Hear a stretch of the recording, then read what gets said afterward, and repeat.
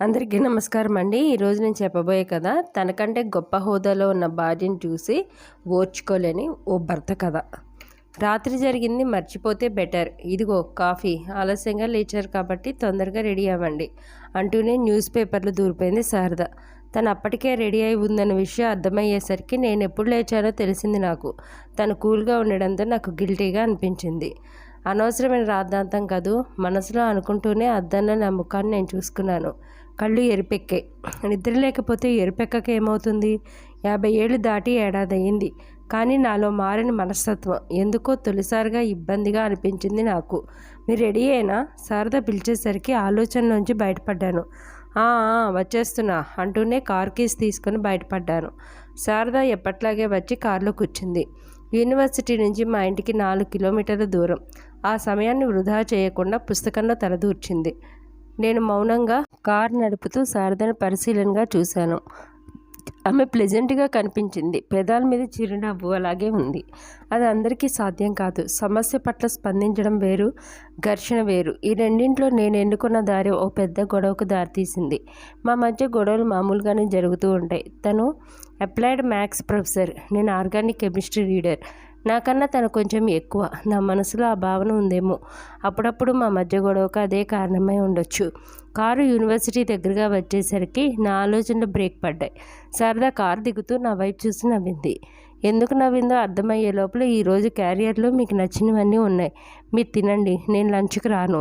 మా department head professor Raghu retirement, అక్కడే నా లంచ్, మీరు వెళ్ళండి అంటూ కారు దిగి వెళ్ళిపోయింది. రాత్రి జరిగిన దానికి సారీ శారద, నీ వ్యక్తిత్వాన్ని తప్పుపట్టాను. నాకెందుకో కోపం ముక్కు మీద ఉంటుంది. అనాలోచితంగా మాట్లాడేస్తున్నాను. ఆ తర్వాత ఆలోచిస్తే నేను ఎంత ఫూలిష్గా మాట్లాడానో అర్థమవుతోంది అన్నాను తప్పు చేసిన వాళ్ళ తలదించుకొని. ఇలా మీరు మాట్లాడింది కొన్ని 100 సార్లు. మనకు పిల్లలు ఉన్నారు, పెద్దవాళ్ళు అయ్యారు, బయటికి వెళ్ళిపోయారు. ఉన్నది మనమిద్దరం. మరో 5-6 ఏళ్లలో రిటైర్ అయిపోతాం. మన మధ్య ఇంకా నువ్వు గొప్ప నేను గొప్ప అన్న ఆలోచన అవసరమా? అవసరం అనుకుంటే మనసులోనే ఉంచుకోవాలి. బయటపడిపోవడం ఎందుకు? మీరు ప్రతి చిన్నదానికి అసహనం ప్రదర్శిస్తే నేను సహనంగా ఎలా ఉండగలను? అయినా ఉంటున్నాను. ఎందుకో తెలుసా? మనం ఒకరికొకరం తప్ప మన మధ్య మూడో వ్యక్తి లేడు కాబట్టి. మీరు అంటుంటారే నా సహనం కూడా మిమ్మల్ని ఇరిటేట్ చేస్తుందని. అదేంటో నాకు ఇప్పటికీ అర్థం కాదు. నేను మౌనంగా ఉంటే భరించలేరు, గట్టిగా మాట్లాడితే తట్టుకోలేరు. ఇంత బలహీన వ్యక్తిత్వం మీకు ఎప్పుడొచ్చిందో? శారద మాట్లాడడం ఆపి ఒక క్షణం నా వైపు చూసింది. ఆ క్షణం నేనేమీ ఆలోచించే స్థితిలో లేను. శారద అంత గట్టిగా మాట్లాడేసరికి నేనేం మాట్లాడాలో అర్థం కాలేదు. సరే, జరిగిందేదో జరిగింది, ఇక్కడితో ఆపేద్దాం అన్నాను ముక్తసరిగా. మై డియర్ గోపాల్, నిజం ఎప్పుడో బాధగానే ఉంటుంది, కాస్త చేదుగా. మీకన్న వృత్తిలో నేను ముందుండేసరికి మీ ఫీలింగ్స్ క్షణక్షణం మారిపోతున్నాయి. ఏం చేయమంటారు? నాకన్నా ముందు మీరు లెక్చరర్ అయ్యారు.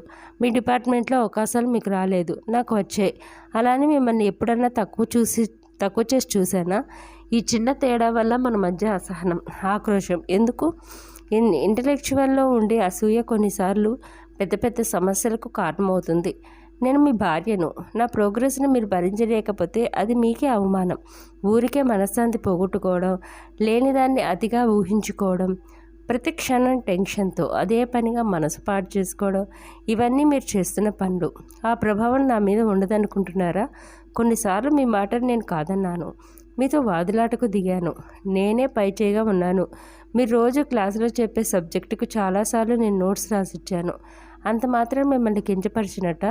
భార్యాభర్తల మధ్య ఆ మాత్రం ఘర్షణ, సర్దుబాటు ఉండవా? ఇలా చెప్పుకుంటూ పోతే మనకు నచ్చిన విషయాలన్నీ బయటకు వస్తాయి. ఈ వయసులో మనం ఉండాల్సింది ఇలా కాదు. ఎలా ఉంటే బాగుంటుందో మీకు తెలుసు. అది సరే, పిల్లలిద్దరూ స్టేట్స్ నుంచి వస్తున్నట్లు మెయిల్ చేశారు, ఫోన్ కూడా చేశారు. మీరు డిస్టర్బ్గా ఉన్నారని రాత్రి చెప్పలేదు. వాళ్ళ ముందు ఇలా ఉండకండి. మీ మీద గౌరవం మరీ తగ్గిపోతుంది. రండి భోంచేద్దాం అంటూ లేచింది శారద. నేను ఉన్న చోటే ఆలోచనలో మునిగిపోయాను. నా బలహీనత తనకు తెలిసినంతగా నాకు తెలియకపోవడం, శారద మాటలు సూటిగా తాకడంతో నేనేంటో ఆలోచించాను. మనసు బరువెక్కిపోయింది. ఇంకా ఏం చేస్తున్నారు అక్కడ? రండి, నాకు ఆకలేస్తుంది. శారద పిలుపుకు ఉలిక్కిపడి డైనింగ్ టేబుల్ దగ్గరకు వెళ్ళాను. ఏంటో అంతా కొత్తగా మొహమాటంగా ఉంది. నాకు నా మనసులో ఉన్నదంతా శారద గ్రహించడం నాకు ఇబ్బందిగానే ఉంది. మౌనంగా 4 ముద్దలు తిని లేచాను. ఆ రోజు రాత్రి నాకు అస్సలు నిద్రపట్టలేదు. శారద ప్రశాంతంగా నిద్రపోయింది. మా మధ్య మానసిక స్థిరత్వానికి ఉన్న తేడా అదే. పిల్లలు స్టేట్ నుంచి వస్తున్నారని శారద ఇల్లంతా నీట్గా ఉంచింది. రకరకాల పిండి వంటలు, స్వీట్స్ తయారు చేసింది. ఇద్దరమే ఉన్న 10 మంది ఉన్నంత సందడి. స్టేట్స్కి వెళ్ళిన పిల్లలు ఏడాది తర్వాత ఇక్కడికి రావడం వల్ల శారదలో ఆతృత ఎక్కువైపోయింది. నాలోనూ అదే స్థితి. తను బయటపడుతుందంతే.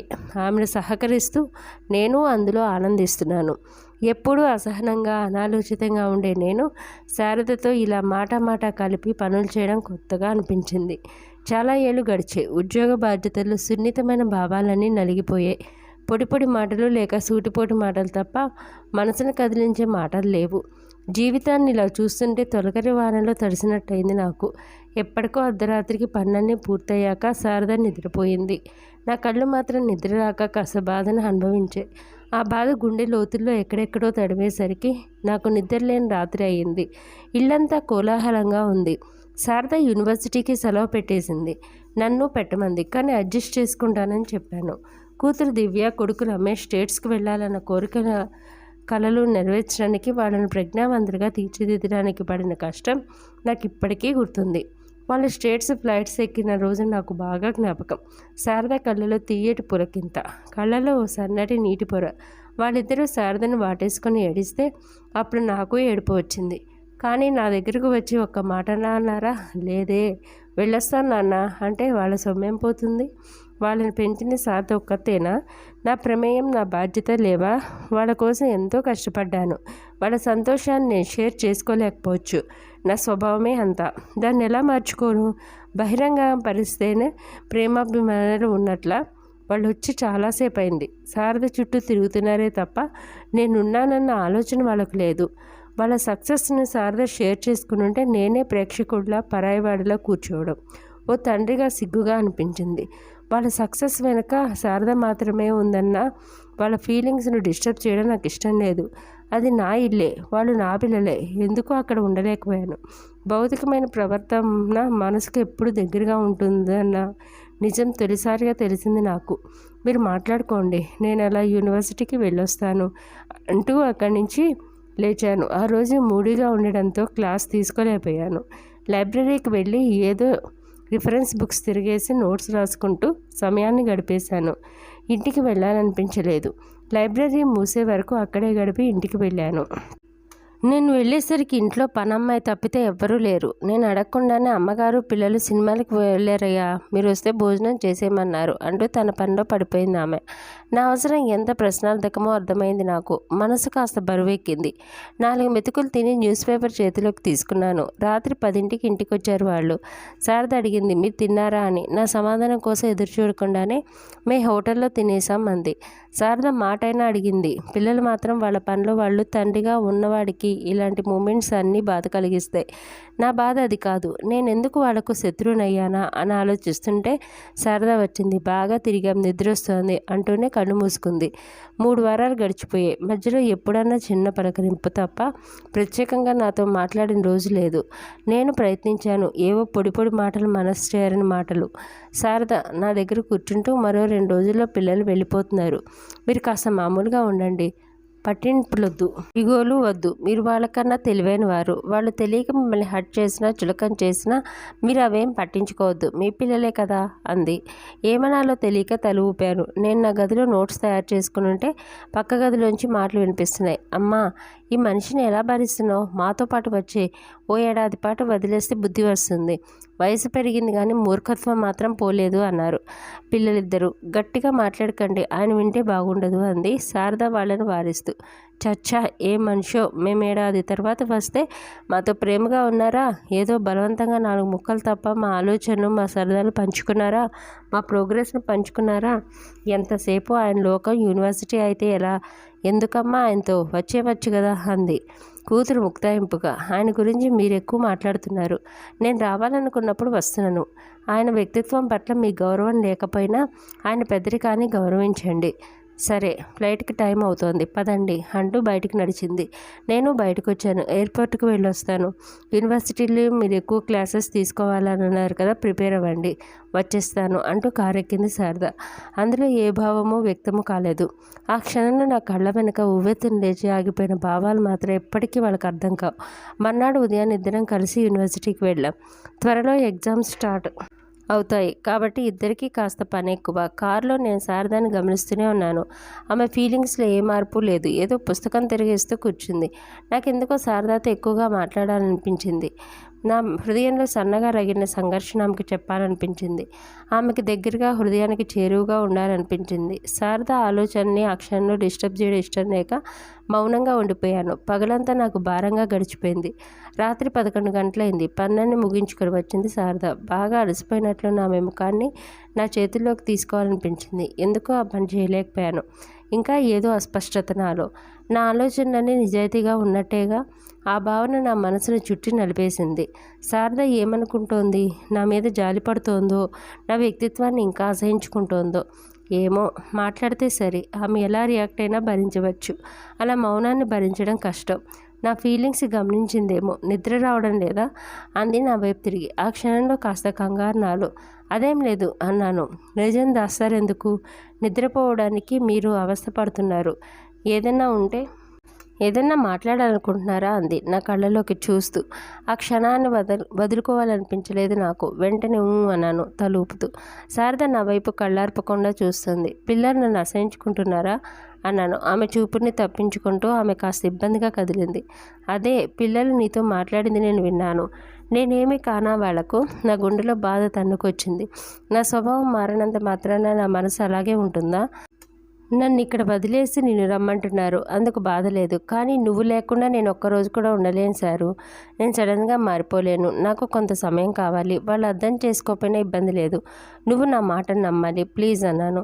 ఎలా నమ్మమంటారు? ఇప్పటికీ మీరు స్వార్థంతోనే ఆలోచిస్తున్నారు. పిల్లలు వాళ్ళకు నచ్చింది మాట్లాడతారు. మీరు నా గురించి ఆలోచిస్తున్నది ఏంటి? వాళ్ళు రమ్మనగానే మిమ్మల్ని వదిలేసి వెళ్ళిపోతానా? అదేనా నా గురించి మీరు ఆలోచిస్తున్నది? నన్ను మీరు అర్థం చేసుకోలేదు. మీ మనసులో ఉన్నదేదో నాకు తెలియదు. పిల్లలు ఎలా తెలుసుకుంటారు? ప్రేమ ఆప్యాయతలు అప్పుడప్పుడు బయటకు వస్తేనే మీరు ఎలాంటి వారో తెలుస్తుంది. మీరు మీ వ్యక్తిత్వాన్ని గెలిచారనుకుంటున్నారు. నేను జీవితంలో ఓడిపోయారనుకుంటున్నాను. మీరు మారలేదు, మారుతున్నట్లు చెప్పాలనుకుంటున్నారు అంతే అంటూనే తన ముఖాన్ని తిప్పుకుంది శారద. నేను ఆతృతగా తన ముఖాన్ని నా వైపు తిప్పుకున్నాను. ఆమె కళ్ళలో సన్నటి నీటి పొర. నేను చలించిపోయాను. ఆ క్షణంలో నాకు అనిపిస్తోంది ఒక్కటే, నా గుండెలో బళ్ళన పగిలిపోయినట్లు, నాహాన్ని ఎవరో చాచిపెట్టి కొట్టినట్లు. ఆ క్షణంలో మండుతున్న నా కళ్ళను మూసే ప్రయత్నం చేయలేదు.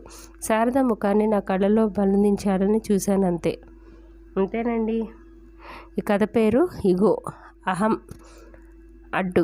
రచించిన వారు అయ్యల సోమయాజులు గారు. కథ నచ్చిందా అండి? భార్యాభర్తల మధ్య ఒకళ్ళకి అహంకారం కనుక ఉందంటే ఆ జీవితాలు ఎప్పటికీ బాగుపడవండి.